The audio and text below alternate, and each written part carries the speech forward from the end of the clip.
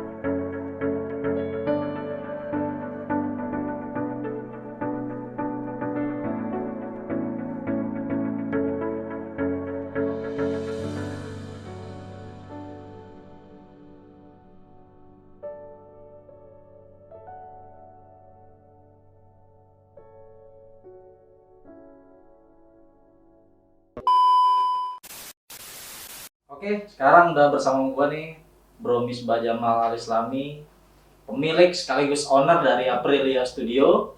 Kali ini gue mau tanya-tanya nih, gimana nih proses usahanya dia dari nol sampai sekarang nih, Bro Misbah nih.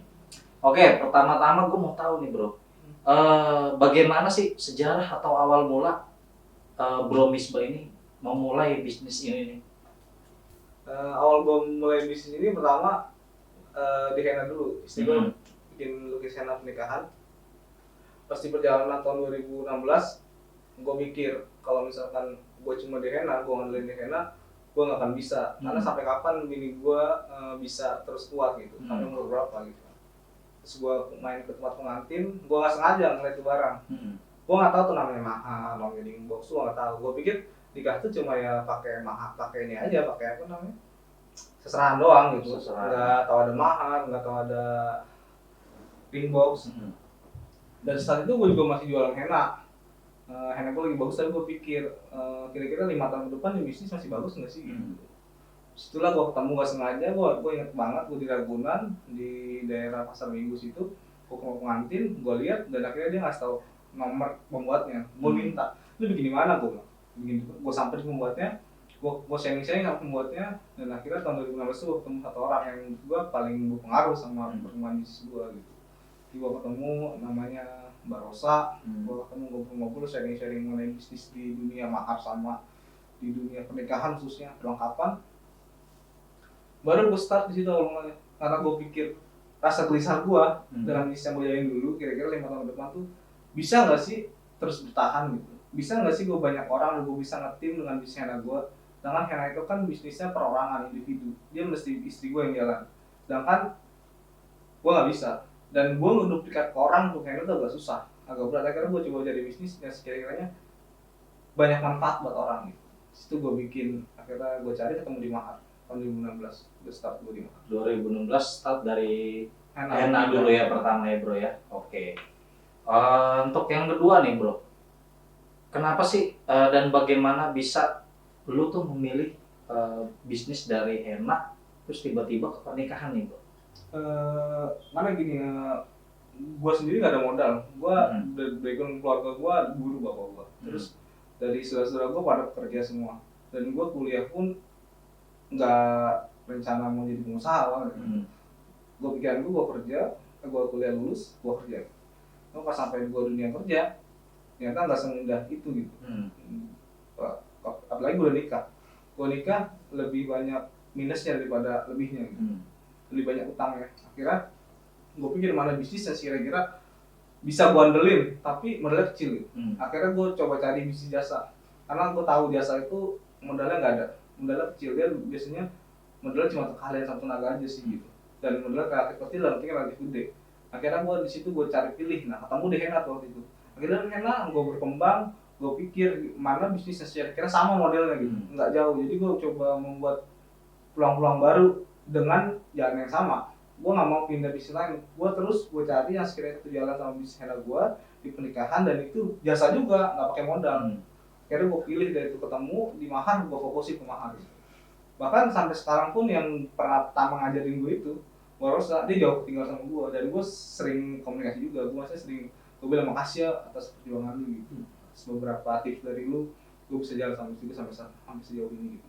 Dan alhamdulillah dari Mahar tuh sekarang, dulu gue yang buat memang awal-awal 2016 gue yang buat, sampai tahun 2017 gue masih buat, masih bikin.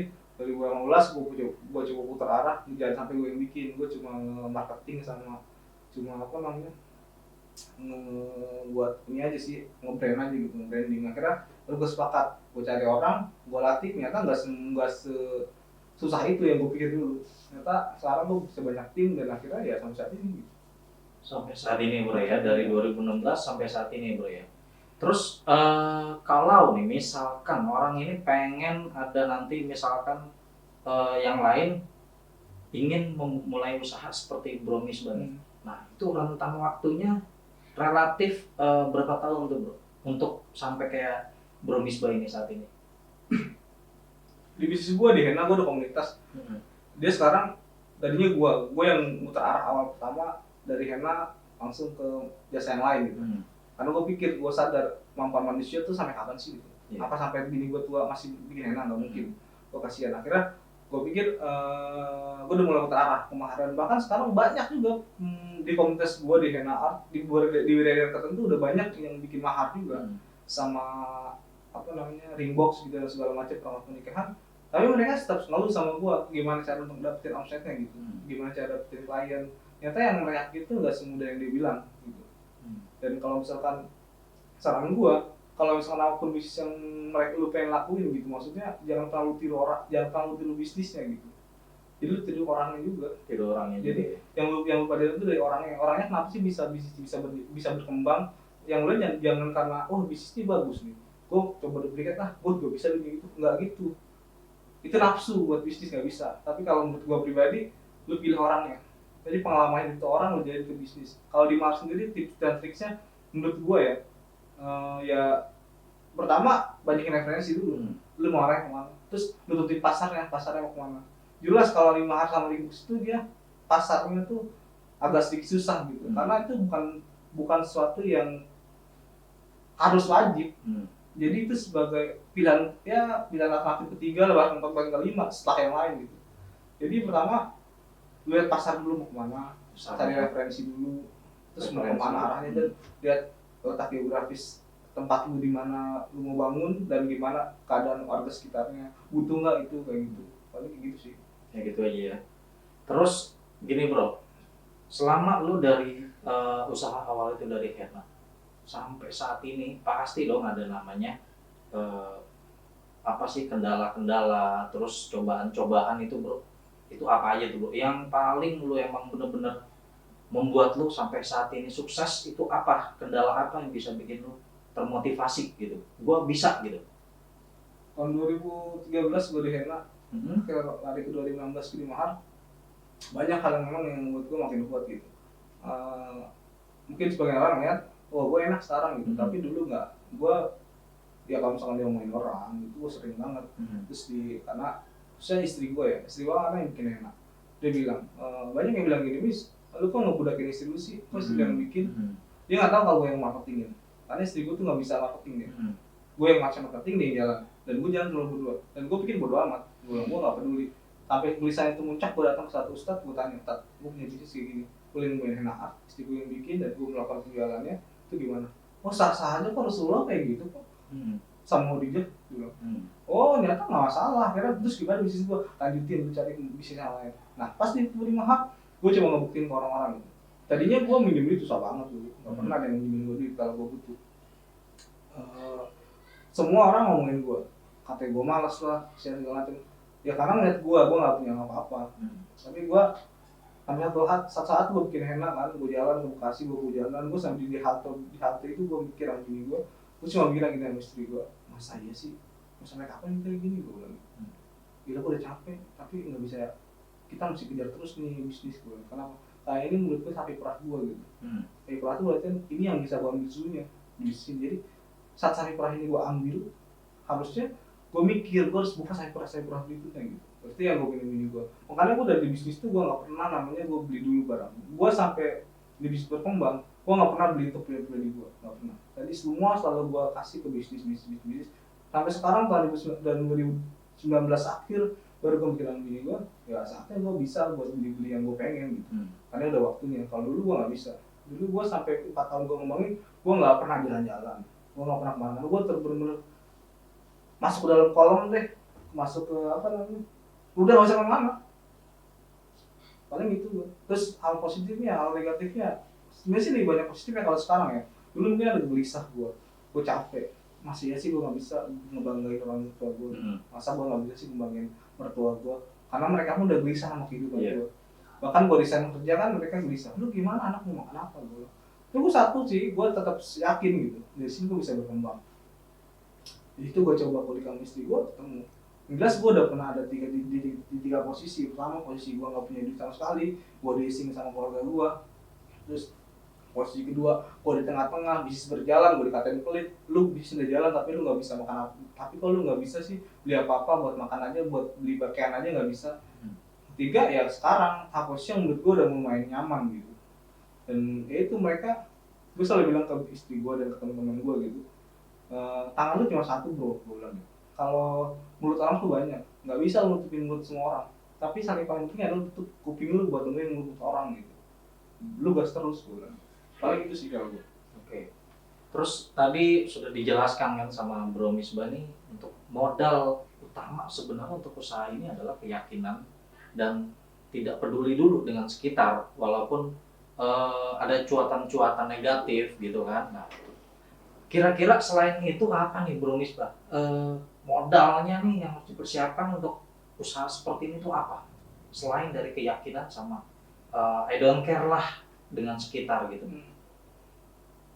Ya tadi gue bilang paling kreativitas sih kalau di sini. Kreativitas. Terus yang kedua menurut gue kesalahan pengusaha muda tuh dia selalu menyalahkan pilihan gitu. Misalkan kamu dia mau A, tiba-tiba yang A nggak tercapai, dia bilang wah ini nggak cocok sama gue. Dia mau B, kemudian dia bilang lagi B nggak cocok sama gue. Sampai C terus ya dia bilang nggak cocok. Sebenarnya tuh ini yang gue kerjain gue sama istri gue, sama yang gue ambil ya, maksudnya yang bukan tujuan gue sih, apa sih namanya, yang mantepin gue untuk bermasalah sini. Gue bilang gini sama istri gue, ketika mimpi belum lu capai, yang lu rubah tuh bukan mimpinya bro, tapi caranya gitu. Jadi sebenarnya sih bisnis apapun bukan karena nggak cocok ya, karena mungkin kitanya nggak mau bertahan gitu. Paling sih kalau menurut gue, pertahanin sama yakinin dulu bisnis ini bagus nggak buat lu gitu.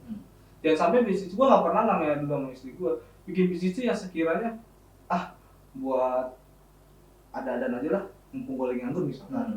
Gue nggak pernah, karena cenderung nggak total nanti. dan cenderung nanti semangatnya di awal. Kalau semangat di awal itu biasanya mudah patah.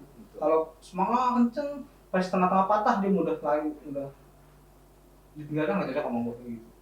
Kayak gitu sih. Paling itu aja ya. Hebat nih emang motivator kita kali ini nih. Untuk kalian-kalian yang di rumah sharing-sharing dari Bro Misbah nih. Semoga bermanfaat ya bro ya. Ada nggak nih rencana lain nih untuk pengembangan bisnis nih kan? Dari awal Bro Misbah sudah buka namanya Hena.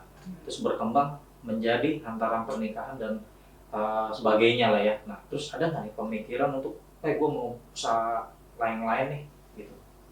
Kalau saya ada beberapa yang gue pikir, tapi gue menyelesaikan bisnis gue ini dulu. Gue tetap mengarahnya ke pernikahan udah selesai, menurut gue udah bikin 5 hari antar foto booth dan segala macam. Tinggal gue mau coba main ke produk buat kado-kado pernikahan. Jadi bukannya si pengantin ya, bukan, tapi buat teman-teman pengantin yang mau ngasih kado pernikahan, terus kado anniversary, kado apapun itu, wisuda segala itu lagi gue garap sama tim gue. Mungkin awal pasca Idul Fitri ini, selesai Idul Fitri mungkin baru bisa launching gitu. Dan itu udah gue garap juga materinya, dan beberapa bisnis lain juga di luar ini udah ada yang gue pikirin gitu. Maksudnya gue dulu pernah menjalankan bisnis yang dulu menurut gue belum berhasil gitu, dan itu belum tuntas gitu. Itu mau gue coba ulang lagi gitu, mau gue coba bikin lagi dengan tim yang beda dari bisnis gue yang sekarang gitu. Oke, berarti ada bisnis pengembangan nih dari Aprilia nih, Aprilia Hena Art nih, ada ntar lagi nih, oke? Nah, terus ini pertanyaan terakhir nih bro, mungkin bisa kasih saran untuk ke teman-teman motivasi deh buat pengusaha-pengusaha muda nih, bagaimana sih biar usaha itu yang tadi kata Bro Misbah ini biar tetap jalan terus nih, biar sampai sukses, gimana motivasinya? Bukan motivasi ya, paling gue cuma bisa ngasih tip aja yang apa yang gue jalanin gitu. Dari pengalaman gue, di situ bukan gak yang cocok, kitanya kurang istiqomah gitu Pak. Nah pastiin istiqomah setiap bisnis atau setiap apa yang mau jalanin gitu, dan yakinin dulu itu sekira-kiranya. Kalau misalnya kita bisnis, kita beda nih. Ada orang bisnis sama hobi. Kalau hobi itu cenderung nggak menghasilkan uang. Kalau menurut gue pribadi. Tapi kalau bisnis itu harus menghasilkan uang gitu.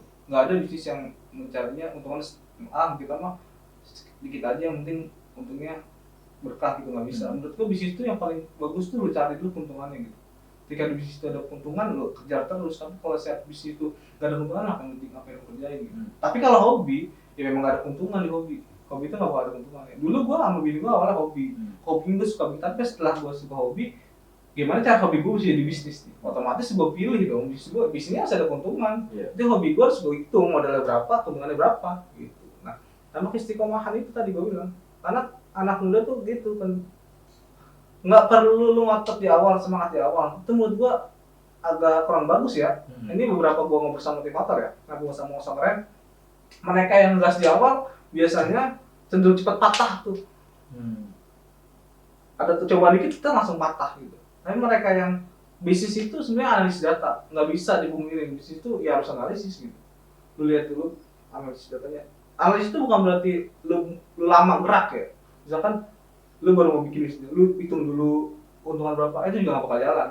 Maksud gua analisisnya perjalanan lu gitu. Jadi kaizen terus tiap hari gitu, perubahan gitu. Kayak waktu orang main Jepang sih kalau gua di sini sama anak, gua bilang nggak ada yang nggak mungkin gitu. Makanya gua bilang sama anak, ya kita harus melawan kemustahilan gitu. Jadi kemustahilan itu yang bakal jadi PR lu yang mesti lu lawan gitu. Mimpi tulis aja sebanyak-banyaknya, dan pastikan tanggal dan waktunya. Kelemahan orang Indonesia itu nggak bisa nentuin tanggal sama waktu. Misal, kapan mulai bisnis? Ya pokoknya tahun depan deh. Kapan lu omsetnya mau berapa lu? Mereka nggak bisa ngomong tuh. Menurut gua, tanggal, omset, semua terus ditentuin mau berapa. Itu yang bakal jadi batuan kita biar semakin semangat gitu maksudnya. Tapi gitu aja. Sama tadi motivasi tadi gue yang memang selalu gue pakai ketika mimpi lu gagal, yang berubah lu bukan mimpinya tapi tujuannya, tapi polanya. Paling gitu sih. Oke, mantap banget nih pokoknya hari ini, sangat-sangat bermanfaat nih ilmu-ilmu yang udah di-sharing sama owner dari Aprilia Studio ini. Semoga bermanfaat buat kalian. Kalau kalian emang mau sharing-sharing nih sama langsung ownernya nih, bisa kan ya Bro Misbah ya? Bisa Kalau sharing-sharing sama Bro Misbah nanti link Instagramnya sama Maps-nya nanti gue taruh di deskripsi, semuanya ada tertera. Oke, sekian dulu video gue kali ini. Jangan lupa like, share, comment, and subscribe. Kalau kalian mau mendapatkan video gue yang baru-baru nanti, jangan lupa klik loncengnya. Oke, see you.